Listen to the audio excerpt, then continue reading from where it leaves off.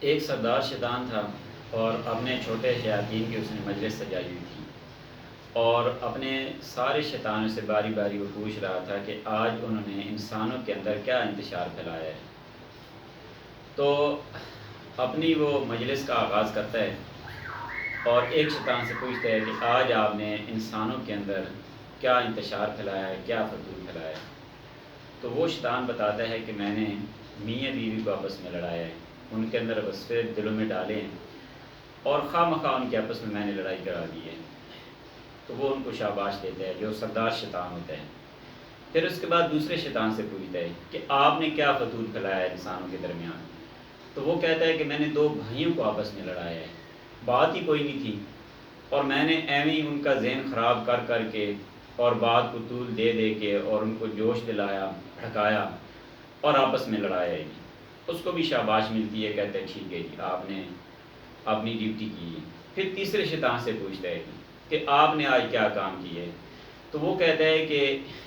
ایک بندہ تھا، وہ کبھی کبھی چوری کیا کرتا تھا، تو آج اس کا ارادہ نہیں تھا چوری کرنے کے، تو میں نے اس کے دل کے اندر یہ بات ڈالی کہ یہ آپ کا پیشہ ہے، یہ آپ کا کام ہے، آپ نے کرنا ہے، اور میں نے اس کو ایسے اس کے ذہن کے اندر سین پیدا کیے کہ آپ فلاں گھر جائیں، ایسا کریں، یہ کریں، وہ کریں، تو آپ یہ اپنے اس جو مقصد ہے، اپنا یہ جو پیشہ ہے، اس کو آپ پہلے سے بھی زیادہ اچھے طریقے سے کر سکتے ہیں۔ تو میں نے اس سے چوری کرائی ہے جی۔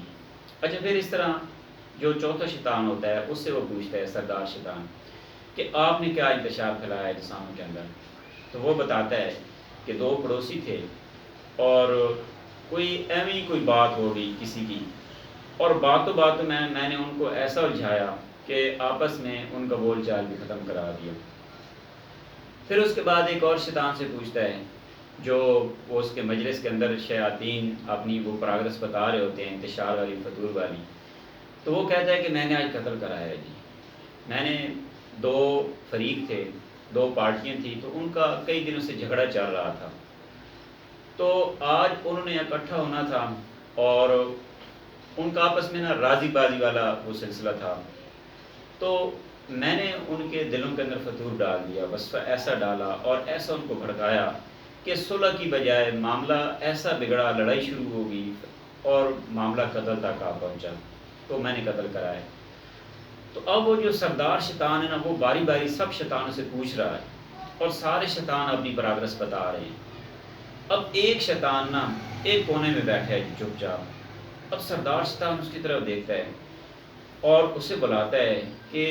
آپ نے کیا آج کوئی انتشار نہیں پھیلایا، آپ نے اپنی ڈیوٹی نہیں کی آج۔ تو وہ کہتا ہے، سردار شیطان سے مخاطب ہوتا ہے کہ میں کوئی بڑا کام تو نہیں کر سکا، لیکن ایک چھوٹا سا کام میں نے کیا ہے۔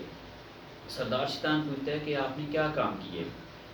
وہ کہتا ہے کہ ایک بچہ اسکول جا رہا تھا، تو میں نے اس کے دل کے اندر ایسا وصفہ ڈالا ہے کہ اس نے اپنا قیدا پھاڑ دیے۔ تو سردار شیطان کھڑا ہو جاتا ہے اور اسے بلاتا ہے اور اپنے گلے لگاتا ہے اور کہتا ہے کہ آپ کی پراگرس تو ان سب سے زیادہ ہے، آپ نے جو کام کیا ہے وہ ان سب نے نہیں کیا، آپ اس کو چھوٹا کام سمجھ رہے ہیں۔ جو ایک بچہ آج روح گردانی کر رہا ہے، آج وہ پڑھائی سے بھاگ رہا ہے، آج وہ اپنا قاعدہ پھاڑ رہا ہے، آج وہ تعلیم سے دور ہو رہا ہے، تو اس کا مطلب اس کا جہالت کا سفر شروع ہو گیا۔ اب جب وہ جہل بنے گا، اس کے پاس علم نہیں ہوگا، اس کے پاس سلیقہ نہیں ہوگا، ادب لحاظ نہیں سیکھے گا، تو اس کا سفر تو جہالت کا ہے، اندھیرے کا ہے، تو اس کے اوپر تو ہمیں محنت بھی کم کرنا پڑے گی۔ تو اس لیے جو تعلیم ہے نا وہ بہت ضروری ہے،